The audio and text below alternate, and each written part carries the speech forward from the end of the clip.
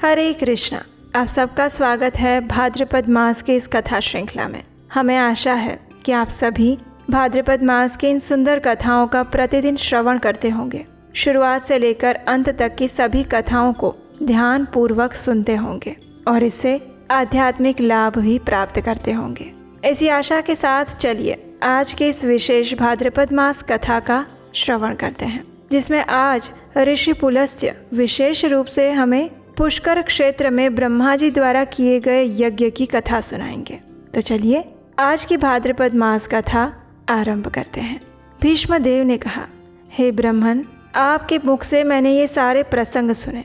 अब पुष्कर क्षेत्र में ब्रह्मा जी के द्वारा जो यज्ञ हुआ था उसका वृतांत सुनाइए, क्योंकि इसका श्रवण करने से मेरे शरीर और मन दोनों की शुद्धि होगी।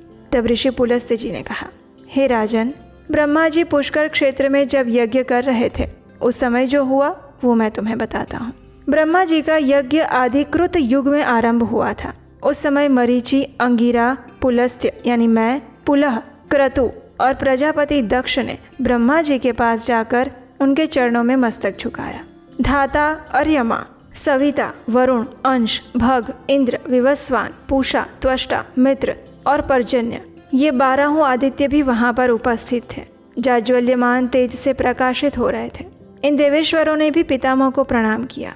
उस समय 11 रुद्र भी उस यज्ञ में उपस्थित थे और इन 11 रुद्रों के नाम है मृगव्याध, शर्व, महायशस्वी निरुति, अजयकपाद, अहिर्बुध्य, पिनाकी, अपराजित, विश्वेश्वर भव, करपदी, स्थाणु और भगवान भग। दोनों अश्विनी कुमार, 8 वसु, महाबली मरुदगण, विश्वदेव, साध्य नामक देवता ब्रह्मा जी के सामने हाथ जोड़कर खड़े थे। शेष जी के वंशज वासुकी आदि बड़े बड़े नाग भी विद्यमान थे।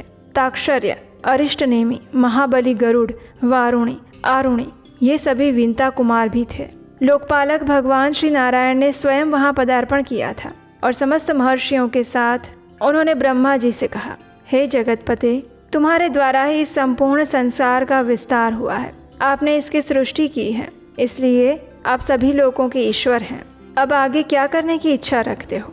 तत्पश्चात देवताओं और ऋषियों ने उनकी इस प्रकार स्तुति करना आरंभ किया, हे ब्रह्मदेव, जो पुण्यात्माओं को उत्तम गति और पापियों को दुर्गति प्रदान करने वाले हैं, योग सिद्ध महात्मा पुरुष जिन्हें उत्तम योग स्वरूप मानते हैं, जिनको अणिमा आदि 8 ऐश्वर्य नित्य प्राप्त हैं, जिन्हें देवताओं में सबसे श्रेष्ठ कहा जाता है, मोक्ष की अभिलाषा रखने वाले संयमी ब्राह्मण, योग से अपने अंतःकरण को शुद्ध करके जिन सनातन पुरुष को पाकर जन्म मरण के बंधन से मुक्त हो जाते हैं, उन ब्रह्मा जी की हम शरण लेते हैं, जो भगवान संपूर्ण भूतों की उत्पत्ति और वृद्धि करने वाले हैं, जिन्होंने देवताओं का प्रिय और समस्त जगत का पालन करने के लिए चिरकाल से पितरों को कव्य और देवताओं को उत्तम हविष्य अर्पण करने का नियम प्रवर्तित किया है। उन देव श्रेष्ठ परमेश्वर को हम सादर प्रणाम करते हैं। इस प्रकार स्तुति करने के बाद वृद्ध एवं बुद्धिमान देवता ब्रह्मा जी यज्ञशाला में लोकपालक श्री विष्णु भगवान के साथ बैठकर शोभा पाने लगे। वह यज्ञ मंडप धन और आदि सामग्रियों से, ऋत्विजों से भरा था।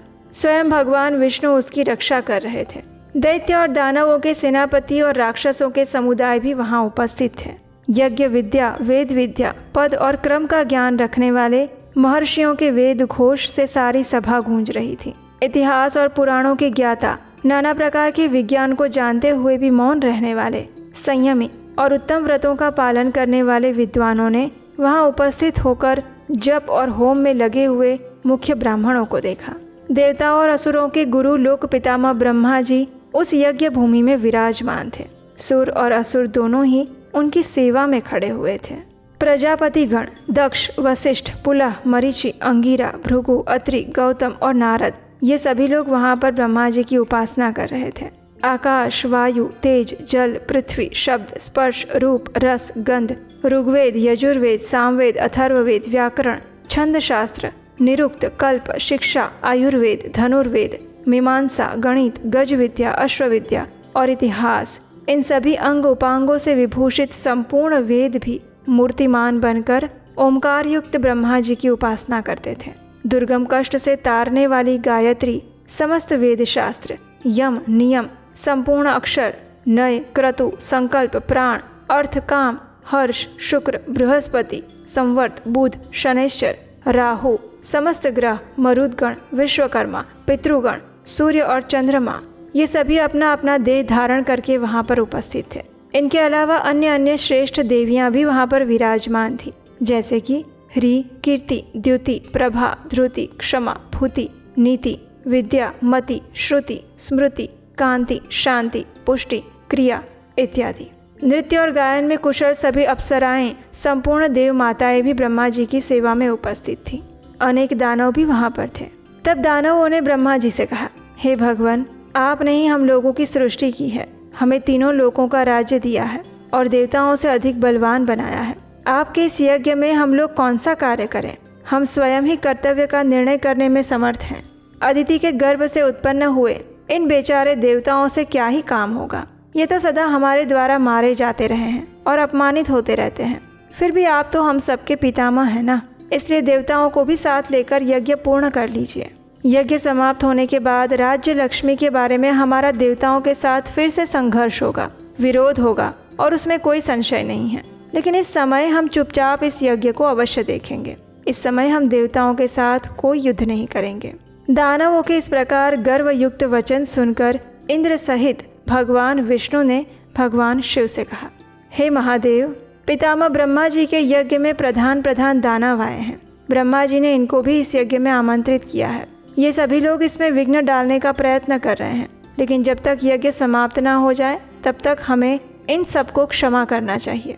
इस यज्ञ के समाप्त होने के बाद देवताओं को दानवों के साथ युद्ध करना होगा और उस समय आपको ऐसा प्रयत्न करना चाहिए जिससे पृथ्वी पर से दानवों का नामो निशान मिट जाए। आपको मेरे साथ रहकर इंद्र की विजय के लिए प्रयत्न करना चाहिए। भगवान विष्णु की ये बात सुनकर ब्रह्मा जी ने कहा, हे भगवान, आपकी ऐसी बात सुनकर ये दानव कुपित हो सकते हैं, लेकिन इस समय इन्हें क्रोध दिलाना आपको अभिष्ट नहीं होगा। इसलिए रुद्र और अन्य देवताओं के साथ आपको क्षमा करना चाहिए। सतयुग के अंत में जब ये यज्ञ समाप्त हो जाएगा, उस समय मैं आप लोगों को और इन दानवों को विदा करूंगा। उस समय आप लोग संधि या विग्रह जो उचित लगे वो कीजिएगा।